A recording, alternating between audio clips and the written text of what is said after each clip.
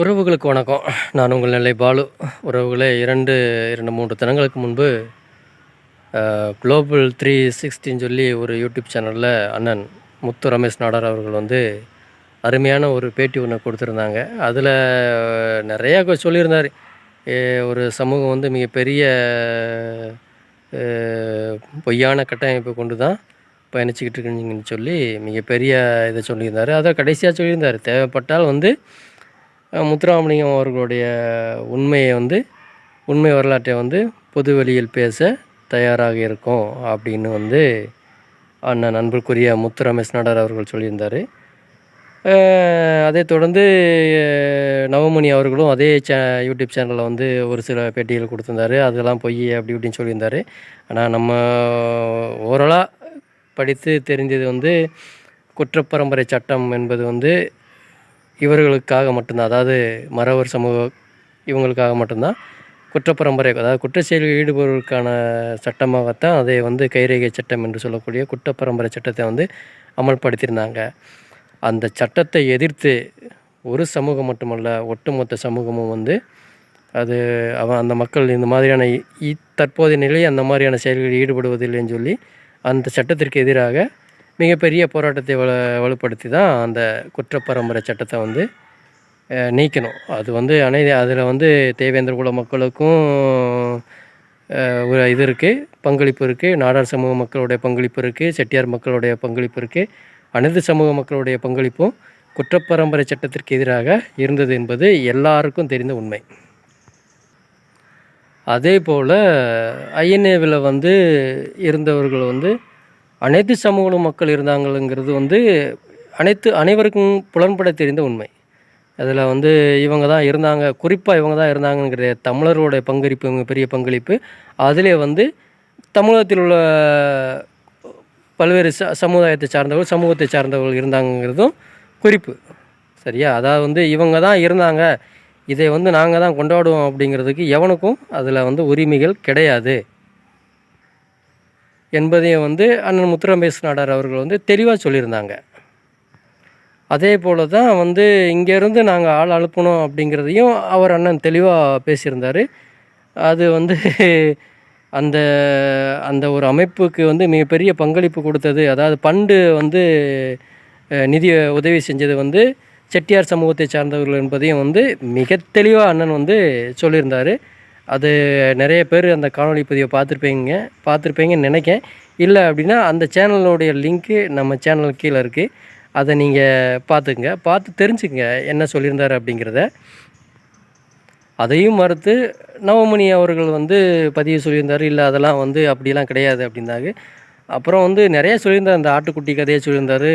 அப்புறம் அரசியலில் காமராஜர் ஐயா நுழைச்சி விட்டதே முத்துராமலிங்கம் அவர்கள் தான் அப்படிங்கிறத பற்றியும் தயவு செஞ்சு அனைத்து நான் ஏன் அப்படி பேசுகிறேங்கிறதுக்கு சொல்லியிருந்தேன். ஏன் மரியாதைக்குரிய மிகப்பெரிய மரியாதைக்குரிய பின்பமாக இருந்த, அதாவது ஒரு கள்ளர் மறவர் சமூகத்தை சார்ந்த என்னோடு நட்புறவில் இருக்கக்கூடிய உறவுகள் என்னை தயவு செஞ்சு மன்னிச்சிடணும்.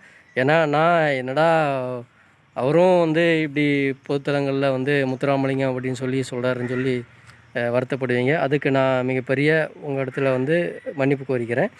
ஏன் இதை நான் அப்படி பேசுகிறேன் அப்படின்னா, தொடர்ந்து ஐயா இமானுவேல் சேகரனார் அவர்களை 2 தினங்களுக்கு முன்னாடி பேசின நவமணி கூட இமானுவேல் சேகரன் அப்படின்னு தான் சொன்னார். இப்போ தேனியில் இப்போ இடையில ஒரு வாரத்துக்கு முன்னாடி போட்டிருந்த ஒரு இதில் கூட இமானுவேல் தான் சொல்லியிருந்தார்.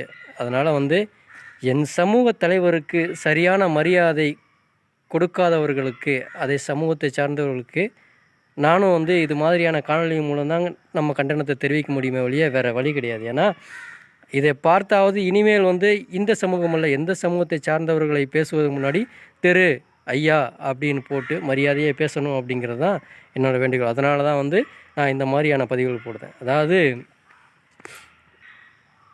இந்த பிஎம்டி சேனலை சார்ந்தவர் தான் சொல்லியிருந்தார், இவங்க அண்ணன் கென்னடி அவர்கள் மேலே வழக்கு தொடரணும், அவர் மேலும் செந்தில் மலர் பேசுனது மாதிரி இவர் பேசிகிட்டு இருக்காரு அப்படின்னு.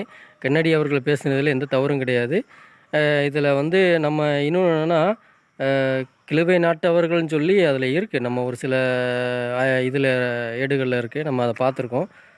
சரி, அதனால் வந்து தமிழர்களில் அப்படின்னு தான் சொல்கிறார், வேறு ஒன்றும் கிடையாது. அதாவது தமிழர்களுக்கு ஒரு இடையூறை செய்யக்கூடியவர்கள் தமிழராக இருக்க முடியாது அப்படின்னு வந்து சுட்டி காட்டுறாரே தவிர வந்து அது மாதிரியான நீங்கள் தவறான வந்து இதை கொண்டு போய் மக்கள் இடத்துல சேர்க்காதீங்க. அது நல்லது கிடையாது, அது நல்லதுக்கான செயலும் கிடையாது. அது வந்து எந்த தமிழனாவது தமிழனுக்கு இடையூறு செய்வானா, வன்புணர்வு செய்வானா, ஜாதிய வெறிய தமிழர்களிடத்தில் விதைப்பானா, தீண்டாமை செயல்களை வந்து அந்த மக்களிடத்தில் வந்து உட்புகுத்துவானான்னு பார்த்தீங்கன்னா கிடையாது. தமிழர்களுக்குள்ளே அது வந்து நடக்க சாத்தியம் கிடையாது. அப்போது தமிழர் அல்லாதவர் தான் வந்து அந்த மாதிரியான ஜாதிய தீண்டாமை, ஜாதிய வன்புணர்வு, வன்கொடுமை, இந்த மாதிரி ஜாதிய மோதலை செய்வர்கள்லாம் வந்து கண்டிப்பாக வந்து தமிழருக்குள்ளே அடங்க மாட்டாங்க அப்படின்னு சொல்கிறாரு தெளிவாக. சரிங்களா? அதாவது பிஎம்டி மீடியா ஒன்று நீ நல்லா புரிஞ்சுக்க. உன்னோட திறமையை ஒரு 2 நாளைக்கு முன்னாடி பேசினார்ல அண்ணன் முத்து ரமேஷ் நாடார், அங்கே காட்டு. அவர் பேசுனதெல்லாம் ஏன் இப்படி பேசினார், நான் அவர் மேலே வழக்கு தொடர போகிறோம், வைக்க போகிறோன்னா உன்னோட பருப்பு அங்கே வேகாது அப்படிங்கிறதுனால தான் நீ இங்கே வந்து உன்னோட படத்தை காட்டிகிட்டு இருக்க. சரியா? ஒன்று மட்டும் புரிஞ்சுக்கோ, களம் என்பது அனைவருக்குமானது. சரியா? களம் என்பது அனைவருக்குமானது. இங்கே திறமை உடையவர்களுக்கு மட்டும்தான், அதாவது உண்மையும் திறமையும் உடையவர்களுக்கு மட்டும்தான் வெற்றிக்கனி என்பது கிடைக்கும். நான் பொய் சொல்கிறதுனாலையோ என் சமூகம் வந்து என்னை தூக்கிடுது. ஏன்னா எல்லா சமூகத்துலேயும் எல்லோரும் நல்லா படிச்சிருக்காங்க, அறிவாற்றலோடு இருக்காங்க. இளைஞர்கள் வந்து நிறையா இருக்காங்க. அதனால் வந்து நீ என்ன சொன்னாலும் கேட்டுக்கிடுவாங்க அப்படின்னு உன்னோட குரலுக்கு செவி மடுக்கிறான் அப்படின்னா அவன் வந்து உன்னை விட மிகப்பெரிய கீழ்த்தனமானவனாக இருப்பான். அதை நீ நல்லா புரிஞ்சுக்கோ. நீ சொல்லக்கூடிய வார்த்தைகளை செவியில் வாங்கிட்டு அதை வந்து செயலாக செயல்படுத்துகிறான் அப்படின்னா உன்னை விட ஜாதி வரியில் மிகுந்தவனாக இருப்பான். ஆக வந்து அந்த மாதிரி செயல்களில் பிஎம்டியில் இருக்கக்கூடிய கொன்னவாப்பை ஆர்மோனும் சரி, அந்த இசைக்கியும் சரி, இதோடு தயவு செஞ்சு நிறுத்திங்க. தமிழ் மக்களுடைய வந்து ஒற்றுமையை வழிவகுப்பதுக்கு என்ன வேலையோ அதை செய்யுங்க. நீ சேனலை வச்சு சாப்பிடாம போ, அது எங்களுக்கு அவசியம் கிடையாது. ஆனால் மக்களுக்குள்ள பிரச்சனைகளை வந்து தூண்டி விடுறதுக்கான வேலைகளை பார்த்து விட்டீங்க அப்படின்னா இது வரைக்கும் என்னை கண்டுக்கல. ஆனால் இதுக்கப்புறம் விளைவுகள் வேறு மாதிரி இருக்கும். உண்மையே சொல்லிட்டேன், விளைவுகள் வந்து வேறு மாதிரி இருக்கும். அது இசைக்கியாக இருந்தாலும் சரி, எவனாக இருந்தாலும் சரி, தயவு செஞ்சு தமிழ் சமூகங்களிடையே வந்து வேறுபாடையும் கசப்பையும் ஜாதிய வெறியும் தூண்டி விடுறது எவனாக இருந்தாலும் சரி,